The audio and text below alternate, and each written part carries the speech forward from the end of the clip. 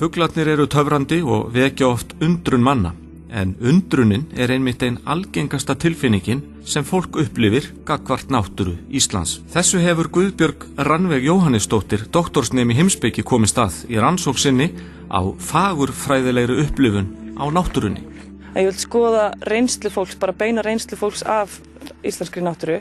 Og ég tók svona 2 landslagsgerðir sem dæmi sem eru svona einkennandi fyrir Íslandi en eru sjaldgæfar annars staðar, og það er jöklalandslag og háhitalandslag. Og það sem er einkennandi fyrir upplifanir fólks af þessum landslagsgerðum, það er svona ákveðin undrun og líka upplifun af hinu háleita eða the sublime. Það sem að fólk svona finnur fyrir smæðsinni og sér einhvern veginn eins og ógnar krafta náttúrunnar og hvernig þeir móta landslagið, og ímyndunarafl á líka mjög stóran þátt í upplifuninni, það sem að vegna þess hvað er sýnilegt í landslaginu, hvernig landi mótast og þróast, að þá vekur það upp svona ímyndunarafl hjá fólki og það fyrir einhvern veginn að sjá fyrir sér þessa rosalegu krafta. Og ég held að það sé líka svolítið sem að er ástæðan fyrir því að fólk er svona spennt fyrir þessu erlendis frá. Þetta er eitthvað sem þú sér mjög sjaldan í heiminum. Þannig rosalega sýnileika þessa afla ís og elds. Þannig að það er kannski eitthvað sem er svolítið sérstakt við fagurfræði íslensku náttúru. Að upplifa fegurð í náttúrunni og það hafi eitthvað svona áhrif á mann og sé manni mikilvæg reynsla.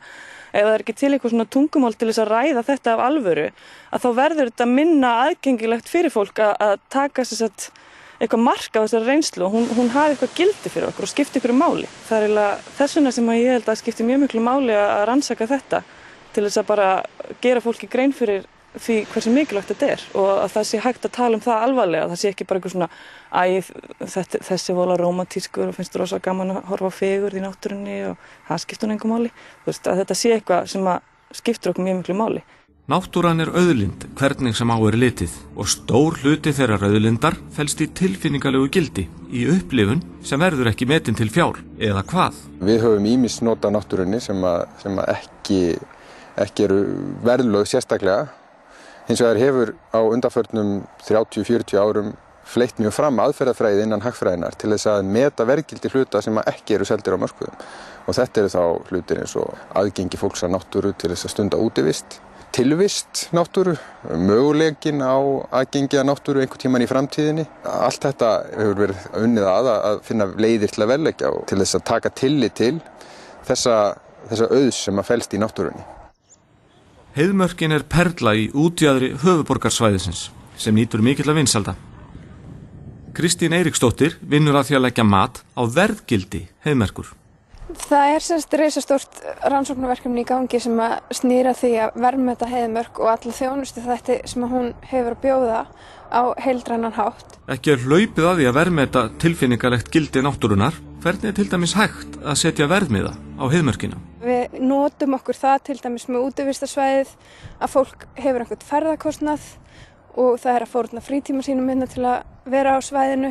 Þannig að við vitum að lágmarki er dvöl þeirra á svæðinu þess virði sem þeir eru að fórna til að komast hingað og vera hérna. Það er svona einfaldasta aðferðin af þessu að geta byggt á raunhegðun fólks. Og þá safnar maður bara gögnum notendurnar á svæðinu og við höfum 2600 útfylltar kannanir frá notendum það hvað þeir eru að gera á svæðinu, hvaðan þeir koma og hversu lengi þeir eru, hversu margir eru í hverjum bíl, þannig að við höfum ansi nákvæmar upplýsingar notendurnar og út frá þeim gögnum er í raun og veru ekkert mjög flókið að reikna út þennan lágmarks ábata notenda. Veigamestu rökin fyrir því að beita þessum aðferðum er ekki endilega að við getum sett inn í þjóðhagsreikningana að við eigum svo og svo mikið af náttúru. Heldur meira að við getum áttað okkur á því hverju erum við að fórna þegar við veljum að breyta nýtingu náttúrunnar. Brynhildur Davíðsdóttir, dósent í umhverfis- og auðlindafræði, bendir á að þjóðhagslegur ábati framkvæmda verða að vera meiri en kostnaðurinn. Við efnahagslegt mat á virði heiðmerkur kemur hugtakið sjálfbærni oft við sögu. Sjálfbærni felur í sér að þá erum við að reyna að þróa okkar samfélag á þann hátt að við mætum þörfum tímans án þess að ganga á möguleika komandi kynslóða að uppfylla eigin þarfir. En það sem yfirleitt misskilið varðandi sjálfbærni það að hún ekki bara umhverfisvernd, felur ekki bara í sér umhverfisvernd, heldur ætíð felur í sér 3 víddir, það að segja umhverfislega, hagræna og félagslega. Og þær síðan skarast og áskorun sjálfbærrar þróunar að mæta eða uppfylla skilyrði hagþróunar eða leyfa hagþróun að halda áfram en uppfylla á sama tíma umhverfisleg og félagsleg markmið. Samfélagið umlukið náttúru auði. Hann gefur af sér margvíslegar afurðir sem við nýtum með ýmsum hætti. Þessar afurðir kallar Brynhildur þjónustu náttúrunnar. Þjónustu náttúrunnar, hún allt það sem að maðurinn fær frá náttúrunni. Og maðurinn og hagkerfi mannsins umlukið náttúruauðnum, alveg eins og við eigum eitthvað sem heitir mannauður. Þá eigum við eitthvað sem heitir náttúruauður. Og frá honum fáum við mikil verðmæti sem að skilgreind sem þjónusta náttúrunnar. Og það sem við erum að reyna að gera í okkar rannsóknum að meta mikilvægi þessarar þjónustu í efnahagslegum skilningi. Til þess að við gerum okkur betur grein fyrir mikilvægi þess að viðhalda náttúruauðnum. En viðhald hans í raun og veru ein forsenda sjálfbærni.